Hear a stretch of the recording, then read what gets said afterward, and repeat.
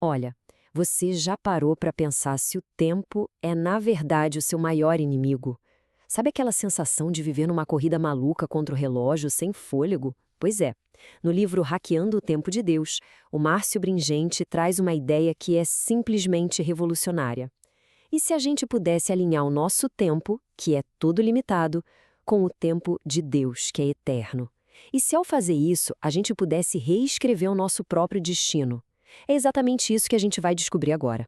Pensa comigo um segundinho. Quantas vezes só hoje a preocupação com o futuro te pegou? Ou talvez aquele arrependimento por algo que já passou? O autor bota o dedo na ferida e nos faz essa pergunta. Será que a gente não vive como prisioneiros do tempo, presos entre a ansiedade do que vem pela frente e o peso do que ficou para trás? A verdade é que isso precisa mudar. E tem como. A diferença entre viver em um tempo e num outro é como o dia e a noite.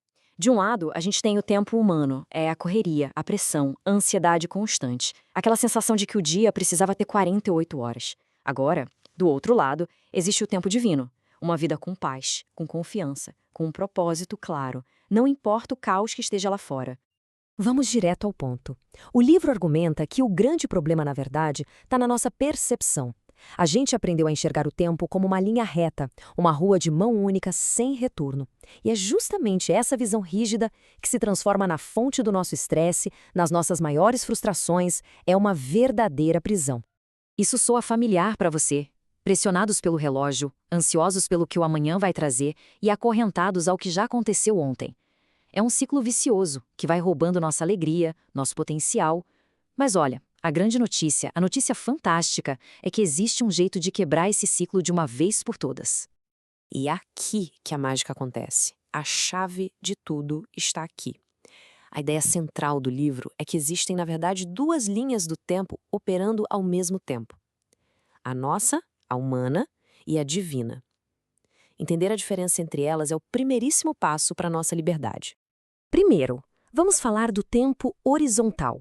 Esse é o tempo do nosso relógio, da nossa agenda. Uma linha reta, sabe? O passado já era, o futuro não chegou e o presente é só esse piscar de olhos. É nesse tempo que a ansiedade mora e faz a festa. Agora, em total contraste com isso, existe o tempo vertical. Essa é a perspectiva de Deus. Tenta imaginar um eterno agora, onde o começo e o fim acontecem ao mesmo tempo. Nessa dimensão, o seu milagre, a sua cura, a sua vitória, tudo isso já existe. Já é uma realidade completa e, o melhor, acessível para nós. E a própria Bíblia nos dá uma pista incrível sobre isso. Lá em 2 Pedro está escrito: para o Senhor, um dia como 1000 anos, e 1000 anos como um dia. O que isso quer dizer na prática? Que aquelas limitações de tempo que nos aprisionam, a espera, a demora, a impaciência, elas simplesmente não existem na dimensão de Deus. Ok, tudo isso parece incrível, né? Mas aí vem a pergunta de US$ 1 milhão. Tá, mas como é que eu acesso esse tempo vertical? Como eu saio dessa ansiedade e entro nessa paz? A boa notícia é que o livro não só mostra o problema, ele nos dá um verdadeiro kit de ferramentas para a gente fazer essa transição. Esse processo todo se baseia em 3 pilares que são muito poderosos. Primeiro, reprogramar a nossa mente. Segundo passo, criar uma nova realidade com o poder das nossas palavras. E o passo final, que liga tudo, ativar com a nossa fé. Vamos mergulhar em cada um deles. O primeiro passo começa aqui dentro, na cabeça. Como diz lá em Romanos, a transformação vem pela renovação da vossa mente. O que isso significa? Significa quebrar os padrões de pensamento negativo. É parar de focar no problema e começar a meditar na promessa. É substituir ativamente o medo e a dúvida pela certeza que vem de Deus. O segundo passo é usar a nossa voz. A Bíblia diz que a morte e a vida estão no poder da língua. Isso é muito forte. Nossas palavras não estão só descrevendo a realidade, elas estão criando a realidade. Quando a gente para de reclamar do hoje e começa a declarar as promessas de Deus para o nosso amanhã, a gente está literalmente construindo uma ponte até lá. E por fim, o motor que coloca tudo isso em movimento: a fé. Em Hebreus, a definição é perfeita. A fé é a certeza daquilo que a gente ainda não vê. Pensa na fé como se fosse um carro. É ela que nos tira do trânsito engarrafado do tempo humano e nos coloca na via expressa do tempo de Deus. É a fé que nos dá a chave de acesso a essa realidade onde tudo já está feito. Então, na prática, como é que a gente junta tudo isso? Bom, a aplicação dessas ferramentas nos leva ao grande hack do livro, que é a capacidade de viver o nosso futuro hoje mesmo. A chave mestra está em Marcos 11:24. Crede que já o recebestes e será vosso. Presta atenção na mudança radical de tempo verbal. Não é acreditar que você vai receber, é acreditar que você já recebeu.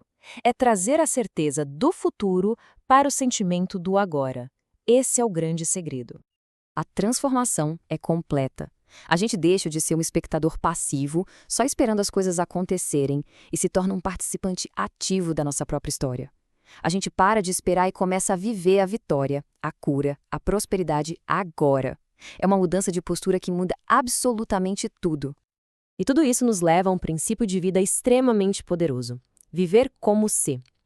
Mas o que isso significa? Significa agir, pensar e sentir como se a promessa de Deus já fosse a sua realidade. Essa é a grande síntese de toda essa jornada transformadora. E os resultados de viver assim?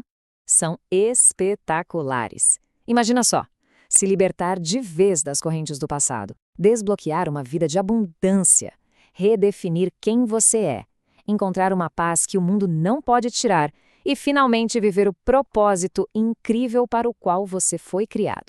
No final das contas, o resumo é este. O grande segredo é pensar, sentir e agir como se o futuro que Deus prometeu já fosse a sua realidade de hoje. É viver a festa da vitória antes mesmo do milagre chegar. É essa atitude que alinha os dois tempos e traz um pedaço do céu para a terra. Então, fica aqui a reflexão final. Se a nossa percepção realmente molda a nossa realidade, que realidade nós estamos criando neste exato momento, com os nossos pensamentos, com as nossas palavras e com a nossa fé? A escolha de em qual linha do tempo viver, essa escolha é nossa a cada instante.